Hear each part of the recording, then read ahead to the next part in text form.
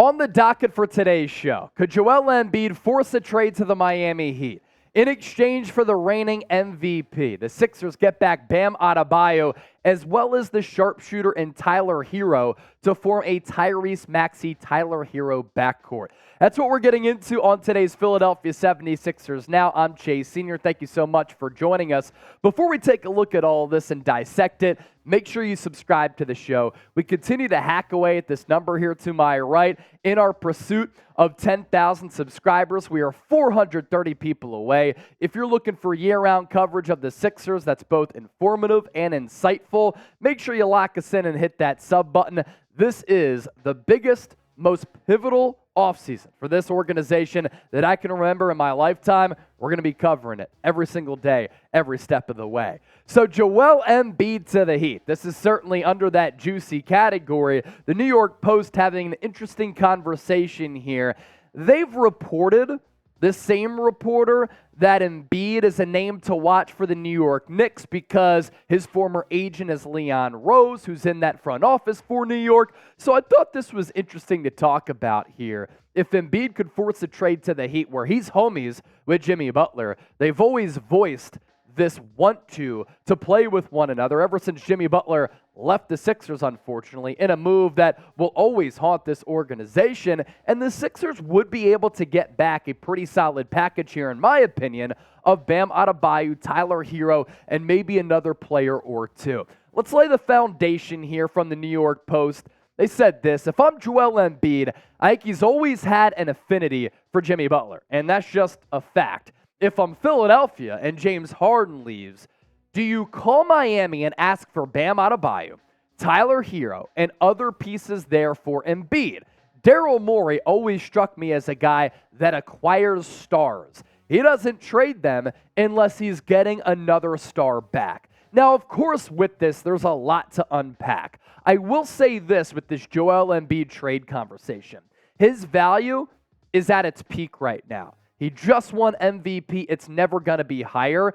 You'd be hard-pressed to find a deal in which you get back equal value. But you could call me crazy. I think that Bam Adebayo is the third best center in the NBA, and he'd actually be a pretty good replacement for Joel Embiid. Not the same player, but you'd be able to absorb that blow a little bit with him, and a guy who can certainly fill up the stat sheet with putting the biscuit in the basket in Tyler Herro. When you look at the top centers in the NBA, here are my top five. Nikola Jokic has unseated Joel Embiid as the best center in the league with what he's done throughout this playoff run. Embiid is number two. I'll be honest and say that there's a pretty wide margin from 2 to 3 to Bam Adebayo. Domantas Sabonis of the Sacramento Kings, really good, versatile big. And I'm going to go Brook Lopez here over Nikola Vucevic because he's a better defender, and I'd rather have him on my team than Vuce. And the value of Bam Adebayo is really clear if you watch Miami Heat games. Bam Adebayo is a really, really valuable player, especially as you progress into playoff basketball when the pace and the style of the game changes. He's an excellent defender who's locked down Joel Embiid multiple instances so far throughout his career in the regular season and in the playoffs. He's an elite rim runner and rim protector because he's so bouncy and such a superb athlete. He can even bring the ball up as kind of a point forward, which Embiid does sometimes as well, but the Miami Heat do run that action for him. He's got a mid-range jumper, so while Embiid is the better three-point shooter, it's not like Adebayo can't stretch it out at least a little bit, and he can beat you off the dribble with that elite quick first step.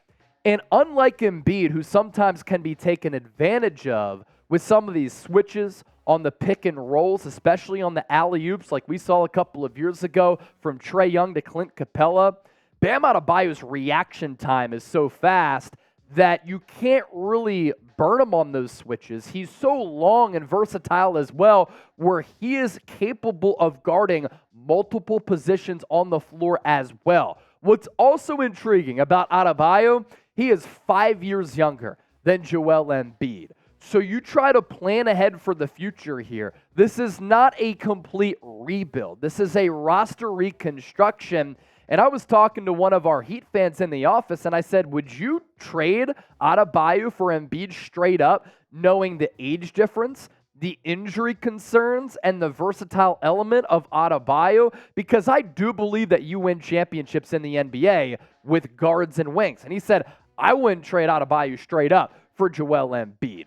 Do not get it twisted. This dude is a bona fide baller. You look at his progression over the last 4 years. He came out of Kentucky, he was a little bit raw, but he has developed into a fantastic basketball player. No season better than the campaign that he had this past year when he averaged 20 points per game, 9 rebounds, nearly a block, and more than a steal. He's able to play the passing lanes and shows good instincts for having a good beat of sometimes where the ball is going. And even if he doesn't get a steal, he causes a deflection, which then causes a turnover. It allows you to get out in space to get points on the other end. Joel Embiid is obviously better than Bam Adebayo. While I'm praising Adebayo here because I'm a big fan of the player, I'm bullish on him, don't cap on me, right? Like, Embiid is obviously better, but Bam has been a valuable playoff player in the Miami Heat rotation when he's surrounded by guards and shooters. And I do believe that is a good team-building strategy. So, embrace debate here. I would still take Embiid over Adebayo, even though I know a lot of you are going to rip me in the comment section claiming that I'd take Adebayo over Joel. I wouldn't, but who would you rather have? Embiid, Adebayo, considering everything that we talked about, age, injury concerns, contract, versatility? Let me know down in the comment section. And then you go from the front court element of this to the backcourt element of this. Can I interest you in a Tyrese Maxey, Tyler Herro backcourt? Tyler Herro is a straight bucket getter. While he is really good on the offensive end of the floor, he's equally as bad on the defensive end of the floor. He gets hunted time and time again, very consistently on the defensive end because he can't defend a telephone pole. That's how bad he is on the defensive end. But he can pour it up in a hurry. And he is that guy at the end of games, in addition to Tyrese Maxey, the Kentucky connection here, who you can give the rock to. I like his offensive package. I like what he has in the toolbox. He can find a way to get you a bucket from all 3 levels, whether he's driving to the cup, mid-range pull-up, step-back 3, little fadeaway jumper to his arsenal as well. Like Adebayo and like basically every player in that Miami Heat organization, you've seen the development take place. You've seen the growth. And in 2022, 2023, you're looking at volume here.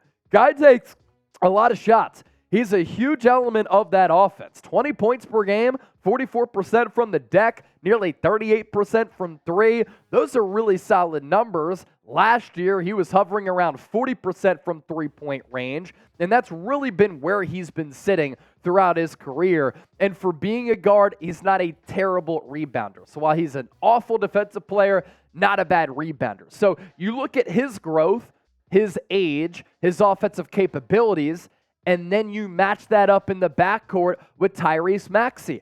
This is why I'm intrigued. Can Tyrese Maxey take that Jamal Murray type of step? I'm going to, in a future show, compare the numbers for Murray's first 3 years to Tyrese Maxey's first 3 years. I did tweet that out on my Twitter page at Chase_Senior. Maxey's progression and his numbers in those first 3 years are actually better.